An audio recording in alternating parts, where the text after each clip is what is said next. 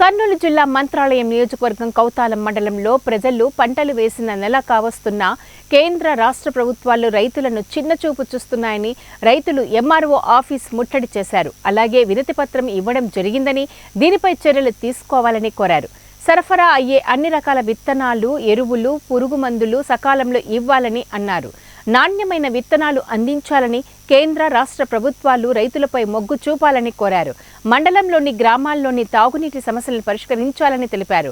అధిక డబ్బులు వసూలు చేస్తున్న మీ సేవపై సిఎస్సి షాపును సీజ్ చేయాలని డిమాండ్ చేశారు.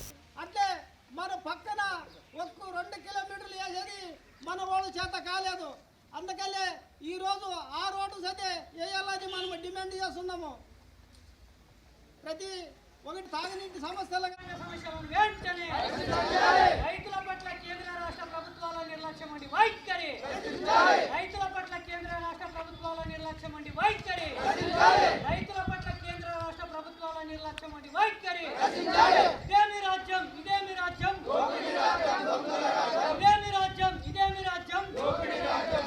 ఇప్పుడు కొట్టుమిట్టాడుతున్న పరిస్థితుల్లో రైతాంగ సమస్యలు పరిష్కరించాలని ఈ ప్రభుత్వాలపైన IFTU, AIKMS, CPM, new democracy ప్రజా ఉద్యమాలకు పూనుకున్నది.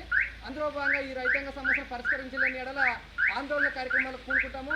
తక్షణమే ఈ సమస్యలు పరిష్కరించాలని ఏఐకేఎంఎస్ అఖిల భారత రైతు కూలీ సంఘంగా ఈ ప్రభుత్వానికి, అదేవిధంగా విద్యాధికారులకు, అదేవిధంగా ఇక్కడ ఉన్నటువంటి స్థానిక అధికారులకు డిమాండ్ చేస్తుంది.